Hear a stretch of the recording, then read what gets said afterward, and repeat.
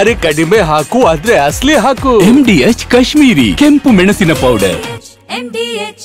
ರಾಜ್ಯ ಸರ್ಕಾರ ಒಂದು ಅತಿ ಮುಖ್ಯವಾದಂತ ಒಂದು ನಿರ್ಧಾರಕ್ಕೆ ಬಂದಿದ್ದು ಬಹುಶಃ ಇದು ದೇಶದಾದ್ಯಂತ ಗಮನ ಸೆಳೆಯಬಹುದಾದಂತ ನಿರ್ಧಾರ ಅಂತ ಕಾಣಿಸುತ್ತೆ. ಏನದು? ಬ್ಯಾಲೆಟ್ ಪೇಪರ್ ಬಳಕೆ ಮಾಡುವಂತ ನಿಟ್ಟಿನಲ್ಲಿ ಸ್ಥಳೀಯ ಸಂಸ್ಥೆಗಳ ಚುನಾವಣೆಯಲ್ಲಿ ಬ್ಯಾಲೆಟ್ ಪೇಪರ್ ಬಳಕೆ ಮಾಡುವಂತ ನಿಟ್ಟಿನಲ್ಲಿ ಇವತ್ತು ಸಚಿವ ಸಂಪುಟ ಸಭೆಯಲ್ಲಿ ಅನುಮೋದನೆ ಸಿಕ್ಕಿದೆ ಅನ್ನುವಂಥದ್ದು ಗೊತ್ತಾಗ್ತಾ ಇದೆ. ಸೊ ಇವಿಎಂ ಬದಲಿಗೆ ಈಗ ಸ್ಥಳೀಯ ಸಂಸ್ಥೆಗಳ ಚುನಾವಣೆಗೆ ಸಂಬಂಧಪಟ್ಟ ಹಾಗೇನೂ ಕೂಡ ಇವಿಎಂఏ ಬಳಕೆ ಆಗ್ತಾ ಇದ್ದು ಪುರಸಭೆ ನಗರಸಭೆಯಿಂದ ಹಿಡಿದು ಬೇರೆ ಬೇರೆ ಯಾವುದೇ ತೆರನಾದಂಥ ಚುನಾವಣೆ ಇದ್ರೂ ಕೂಡ ಬಹುತೇಕ ಅಲ್ಲಿ ಇವಿಎಂఏ ಬಳಕೆ ಆಗ್ತಾ ಇದ್ದಂಥದ್ದು. ಈಗ ಇವಿಎಂ ಬದಲಿಗೆ ಬ್ಯಾಲೆಟ್ ಪೇಪರ್ಗಳನ್ನ ಬಳಸುವಂತ ನಿಟ್ಟಿನಲ್ಲಿ ನಿರ್ಧರಿಸಲಾಗಿದೆ ಅನ್ನುವಂಥದ್ದು ಗೊತ್ತಾಗ್ತಾ ಇದೆ. ಸಚಿವ ಸಂಪುಟ ಸಭೆಯಲ್ಲಿ ಇದಕ್ಕೆ ಸಂಬಂಧಪಟ್ಟಂಗೆ ನಿರ್ಧಾರಕ್ಕೂ ಕೂಡ ಬರಲಾಗಿದೆ. ಆಮೇಲೆ ಇದು ಕೇಂದ್ರ ಮಟ್ಟದಲ್ಲಿ ಕಾಂಗ್ರೆಸ್ನ ಒಂದು ಒತ್ತಾಯ ಕೂಡ ಆಗಿತ್ತು. ಆಗಾಗ ಇಂಡಿ ಒಕ್ಕೂಟಕ್ಕೆ ಸಂಬಂಧಪಟ್ಟ ಹಾಗಿನ ಪಕ್ಷಗಳು ಬ್ಯಾಲೆಟ್ ಪೇಪರ್ ಅನ್ನ ಮತ್ತೆ ಬಳಸಬೇಕು ಅಂತೇಳಿ ಆಗಾಗ ಒತ್ತಾಯ ಮಾಡ್ತಾ ಇದ್ವು. ಅದಕ್ಕೆ ಒಂದು ನಾಂದಿ ಈಗ ಕರ್ನಾಟಕ ಆಡಿದೆ. ಬಟ್ ಬಳಸಕ್ ಬರುತ್ತಾ? ಚುನಾವಣಾ ಆಯೋಗದ ಪಾತ್ರ ಇದರಲ್ಲಿ ಏನಿದೆ? ಅನುಮತಿ ಕೊಡೋದು ಬಿಡೋ ಈ ವಿಚಾರವಾಗಿ ಅದು ನಾವು ನೋಡಬೇಕಿದೆ.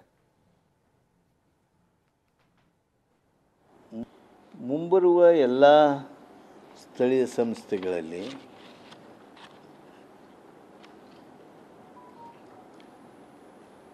ಇವಿಎಂ ಬದಲಿಗೆ ಬ್ಯಾಲೆಟ್ ಪೇಪರ್ ಮತಪತ್ರದ ಮೂಲಕ ಚುನಾವಣೆಯನ್ನು ಮಾಡೋದಕ್ಕೆ ಶಿಫಾರಸು ಮಾಡಬೇಕು ಅಂಥೇಳಿ ರಾಜ್ಯ ಸಚಿವ ಸಂಪುಟ ನಿರ್ಣಯ ಮಾಡಿತು. ಇಲ್ಲಿವರೆಗೆ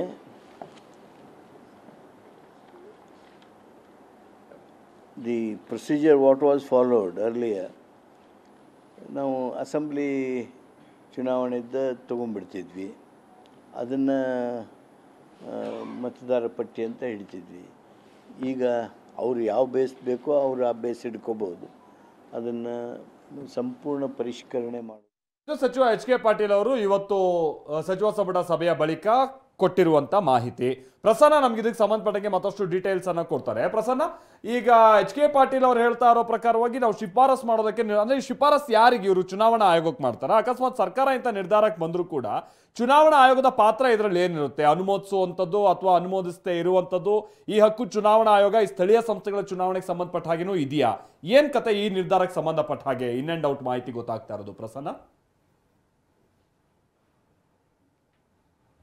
ಮಾಲ್ತೇಶ್, ರಾಜ್ಯದಲ್ಲಿ ಇರುವಂತಹ ಸ್ಥಳೀಯ ಸಂಸ್ಥೆಗಳ ಚುನಾವಣೆಯನ್ನ ರಾಜ್ಯ ಚುನಾವಣಾ ಆಯೋಗ ಎಲ್ಲವನ್ನು ಕೂಡ ನಿಭಾಯಿಸುತ್ತೆ. ಇದು ಕೇಂದ್ರ ಚುನಾವಣಾ ಆಯೋಗದ ಅಡಿಯಲ್ಲೇ ಬಂದರೂ ಕೂಡ ಒಂದು ಸ್ವಾಯತ್ತ ಸಂಸ್ಥೆ ಆಗಿರುವಂತಹ ರಾಜ್ಯ ಚುನಾವಣಾ ಆಯೋಗಕ್ಕೆ ಇದೀಗ ಶಿಫಾರಸನ್ನ ಮಾಡೋದಕ್ಕೆ ಮಾತ್ರ ಇದೀಗ ಸರ್ಕಾರ ತೀರ್ಮಾನವನ್ನ ತೆಗೆದುಕೊಂಡಿದೆ. ಇವತ್ತು ಸಚಿವ ಸಂಪುಟ ಸಭೆಯಲ್ಲಿ ಆದಂತಹ ತೀರ್ಮಾನವನ್ನ ಶಿಫಾರಸು ರೂಪದಲ್ಲಿ ರಾಜ್ಯ ಚುನಾವಣಾ ಆಯೋಗಕ್ಕೆ ಕಳಿಸಿಕೊಡಲಾಗುತ್ತೆ. ಅಂದ್ರೆ ಇಷ್ಟು ದಿನಗಳ ಕಾಲ ಬಳಸ್ತಾ ಇರುವಂತಹ ಸ್ಥಳೀಯ ಸಂಸ್ಥೆಗಳ ಚುನಾವಣೆಯಲ್ಲೂ ಕೂಡ ಇವಿಎಂ ಅನ್ನ ಬಳಸಲಾಗ್ತಾ ಇದೆ. ಅದರ ಬದಲಾಗಿ ಮುಂದೆ ಬರುವಂತಹ ಬಿಬಿಎಂಪಿಯೂ ಸೇರಿದಂತೆ ಅಂದ್ರೆ ಗ್ರೇಟರ್ ಬೆಂಗಳೂರು ಅಥಾರಿಟಿಯ ಚುನಾವಣೆಯೂ ಸೇರಿದಂತೆ ಮುಂಬರುವಂತ ಎಲ್ಲ ಸ್ಥಳೀಯ ಸಂಸ್ಥೆಗಳ ಚುನಾವಣೆಯಲ್ಲಿ ಇವಿಎಂ ಬದಲಿಗೆ ಬ್ಯಾಲೆಟ್ ಪೇಪರ್ನ ಬಳಸೋದಕ್ಕೆ ಸರ್ಕಾರ ಶಿಫಾರಸನ್ನ ಮಾಡಿದೆ.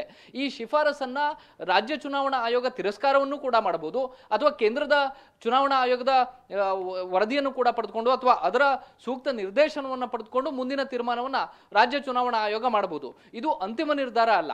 ಆದರೆ ರಾಜ್ಯ ಸರ್ಕಾರ ಕಳೆದ ಹಲವಾರು ತಿಂಗಳುಗಳಿಂದ ಕಾಂಗ್ರೆಸ್ ಪಕ್ಷ ಅದರಲ್ಲೂ ಪ್ರಮುಖವಾಗಿ ಇವಿಎಂ ಬಗ್ಗೆ ಸಾಕಷ್ಟು ಆಕ್ಷೇಪಗಳನ್ನ ಹೊಂದಿದೆ, ಮತಗಳ್ಳತನದ ಆರೋಪಗಳನ್ನ ಮಾಡಲಾಗ್ತಾ ಇದೆ. ಇದಕ್ಕೆ ಸಂಬಂಧಪಟ್ಟ ಹಾಗೆ ಜನರಲ್ಲಿ ಒಂದು ಹೊಸ ಅರಿವನ್ನ ಮೂಡಿಸಬೇಕು ಅನ್ನುವಂಥದ್ದು ಕಾಂಗ್ರೆಸ್ ಪಕ್ಷದ ಇರಾದೆ. ಇದೇ ಕಾರಣಕ್ಕೋಸ್ಕರ ಇದೀಗ ಸರ್ಕಾರದ ಮೂಲಕ ಈ ಶಿಫಾರಸನ್ನ ಮಾಡಲಿಕ್ಕೆ ಮುಂದೆ ಗ್ರಾಮ ಪಂಚಾಯಿತಿಗಳ ಚುನಾವಣೆ ಇದೆ, ಜಿಲ್ಲಾ ಪಂಚಾಯತ್ ತಾಲೂಕ್ ಪಂಚಾಯತ್ ಚುನಾವಣೆ ಜನವರಿ ಫೆಬ್ರವರಿಯಲ್ಲಿ ಬರಬಹುದು. ಅದೇ ರೀತಿಯಲ್ಲಿ ಗ್ರೇಟರ್ ಬೆಂಗಳೂರು ಅಥಾರಿಟಿಯ ಚುನಾವಣೆ ಕೂಡ ಫೆಬ್ರವರಿ ತಿಂಗಳಲ್ಲಿ ನಡೆಯುವಂತಹ ಸಾಧ್ಯತೆಗಳಿದ್ದಾವೆ. ಈ ಸಂದರ್ಭದಲ್ಲಿ ಬ್ಯಾಲೆಟ್ ಪೇಪರ್ನ ಬಳಸೋದಕ್ಕೆ ಶಿಫಾರಸನ್ನ ಮಾಡಲಾಗಿದೆ. ಈ ಶಿಫಾರಸ್ನ ಅನ್ವಯ ರಾಜ್ಯ ಚುನಾವಣಾ ಆಯೋಗ ಯಾವ ನಿರ್ಧಾರವನ್ನ ತೆಗೆದುಕೊಳ್ಳುತ್ತೆ ಅನ್ನೋದರ ಆಧಾರದ ಮೇಲೆ ಚುನಾವಣೆ ನಿಂತಿದೆ. ಚುನಾವಣೆಯಲ್ಲಿ ಯಾವ ಪದ್ಧತಿಯನ್ನು ಅಳವಡಿಸಿಕೊಳ್ಳಲಾಗುತ್ತೆ ಅನ್ನುವಂಥದ್ದು ನಿರ್ಧಾರ ಆಗುತ್ತೆ. ಆದರೆ ಸದ್ಯಕ್ಕೆ ಸರ್ಕಾರ ಈ ಒಂದು ಶಿಫಾರಸನ್ನ ಮಾಡೋ ಮೂಲಕ ತಾನು ಪಕ್ಷದ ವೇದಿಕೆಗಳಲ್ಲಿ ತೆಗೆದುಕೊಂಡಿದ್ದಂತಹ ಏನ್ ನಿರ್ಧಾರಗಳಿತ್ತು ಅದಕ್ಕೆ ಒಂದು ಕಾನೂನಿನ ಮುದ್ರೆ ಒತ್ತುವಂತಹ ಪ್ರಯತ್ನಗಳನ್ನ ಮಾಡಿದೆ ಅನ್ನುವಂಥದ್ದು ಅತ್ಯಂತ ಸ್ಪಷ್ಟ ಕಷ್ಟ ಆಗುತ್ತೆ. ಇದರ ಜೊತೆಗೆ ಇನ್ನೊಂದು ಪ್ರಮುಖ ನಿರ್ಧಾರ ಆಗಿದೆ, ಅದು ರಾಜ್ಯ ಚುನಾವಣಾ ಆಯೋಗವೇ ಸ್ಥಳೀಯ ಸಂಸ್ಥೆಗಳ ಚುನಾವಣೆಗಳಿಗೆ ಮತದಾರರ ಪಟ್ಟಿಯನ್ನು ಕೂಡ ರೆಡಿ ಮಾಡೋದಕ್ಕೆ ಸರ್ಕಾರ ಒಂದಷ್ಟು ನಿಯಮಾವಳಿಗಳಿಗೆ ತಿದ್ದುಪಡಿಯನ್ನು ಮಾಡೋದಕ್ಕೂ ಕೂಡ ಕ್ಯಾಬಿನೆಟ್ ಇವತ್ತು ತೀರ್ಮಾನವನ್ನು ತೆಗೆದುಕೊಂಡಿದೆ. ಆ ಒಂದು ನಿರ್ಣಯ ಅನುಷ್ಠಾನಕ್ಕೆ ಬರುತ್ತೆ.